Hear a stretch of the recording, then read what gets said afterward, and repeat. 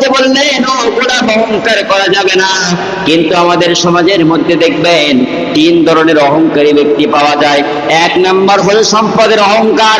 আমাদের মধ্যে যাদের টাকা পয়সা বেশি আছে, আমাদের মধ্যে যাদের একটু সম্পদ বেশি আছে, তখনই আমরা অহংকার করে বসি, মনে করে যে আমি কি হয়ে গেলাম, আমার সম্পদের কি অভাব নাই।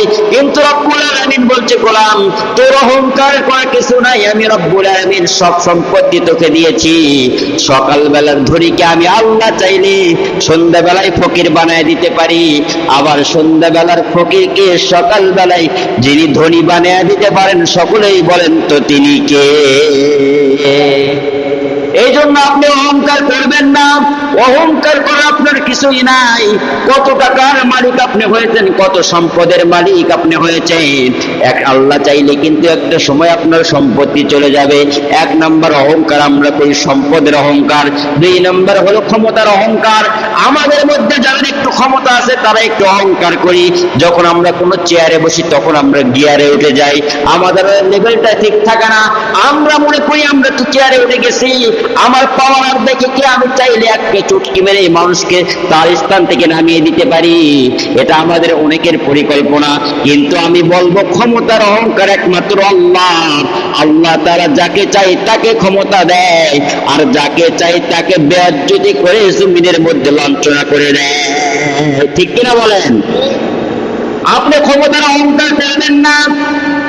ক্ষমতা কিন্তু আল্লাহ তাআলা ফেরাউনকে অনেক ক্ষমতা দিয়েছিল, তার ক্ষমতা সে টিকে থাকতে পারেনি।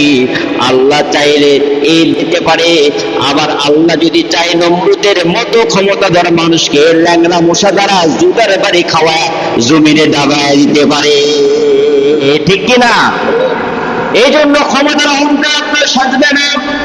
আপনি কিসের অহংকার করেন?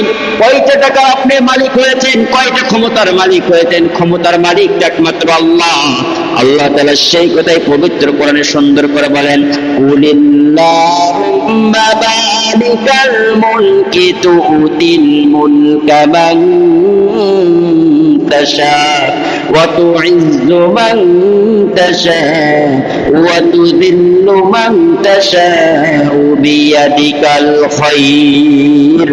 আল্লাহ বলছে, ও গোলাম শুনে নাও, আমি আল্লাহ যাকে চাই তাকে ক্ষমতা দেই, আমি আল্লাহ যাকে চাই তাকে ক্ষমতার চেয়ার থেকে নামিয়ে দেই।